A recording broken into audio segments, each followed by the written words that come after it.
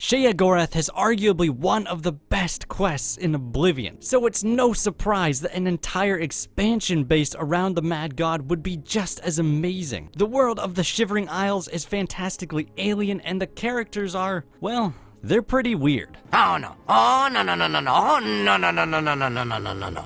And of course, the quests themselves are superb and absolutely ridiculous. So here are the 5 best quests in the Shivering Isles.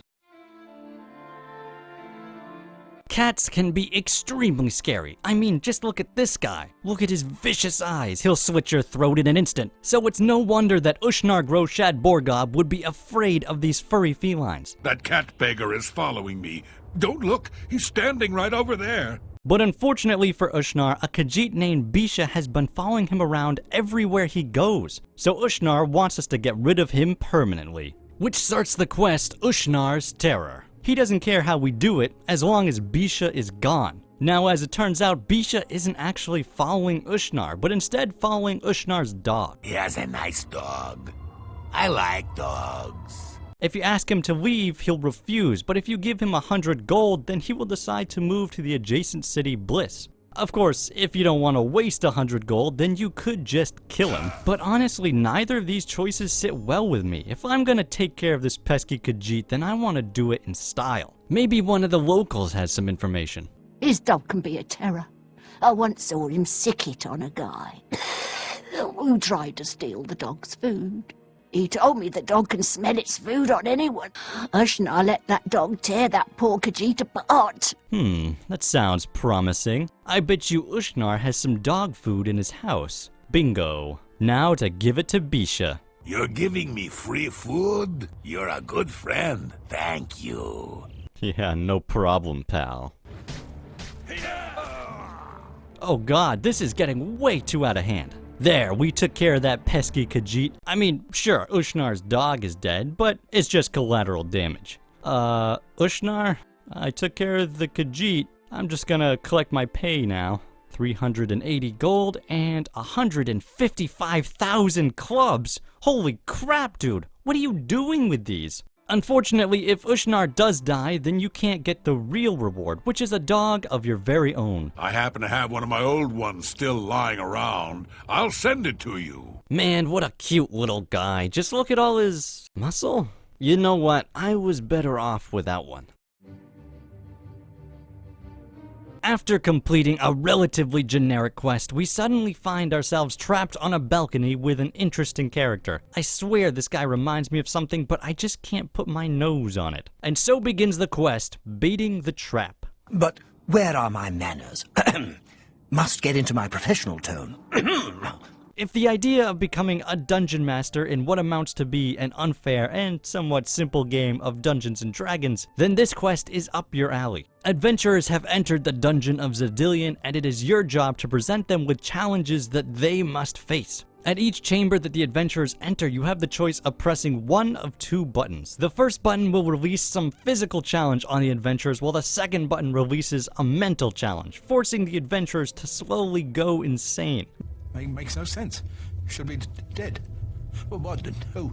Now, while it can be fun watching the adventurers fight hordes of monsters, I find it more enjoyable watching them lose their minds, especially when they're trying to get into a locked cage filled with treasure. If only we had the key.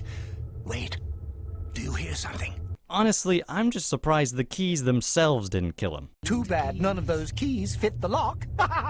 If you wish to be merciful, then this is the way to go, as Nosy Guy claims they will become residents of the Shivering Isles. Unfortunately, however, they are in fact removed from the game, never to be seen again. So really, it doesn't matter that much. But you do get a pretty sweet sword at the end of it, so that's alright. I love a good mystery. I mean, I did grow up on Scooby-Doo after all. And it seems like Oblivion has the best mysteries. Like that one with the painting. That one's pretty good. But the Lady of Paranoia is even better. I'm not saying that it's because you can electrocute people, but that may be a factor. Oh, we'll just have to start torturing people to find out. Also, rather than looking for some stupid painting, we're trying to find a traitor attempting to murder the Duchess of Dementia. Now that's important work. Plus, we get a sweet title. Lead the way, Grand Inquisitor. Alright, let's find our first victim. I mean suspect. And here's two of them now. What do you have to say for yourself, Kithlin? No conspiracies here. Go pester someone else. Don't lie to me. Hurt here, get him! Ready to talk now, huh? But Anya has been looking scared lately. Looking scared, eh? That definitely sounds suspicious. She must be a traitor. I mean, I can't think of any other reason why she would be scared at a time like this. Shock him again! After some more interrogating, it turns out there actually is a plot to kill the Duchess of Dementia, which honestly is a surprise to me. I figured we would find out she was just overly paranoid. But I suppose they've already pulled that trick once. It would be weird if the devs did it again.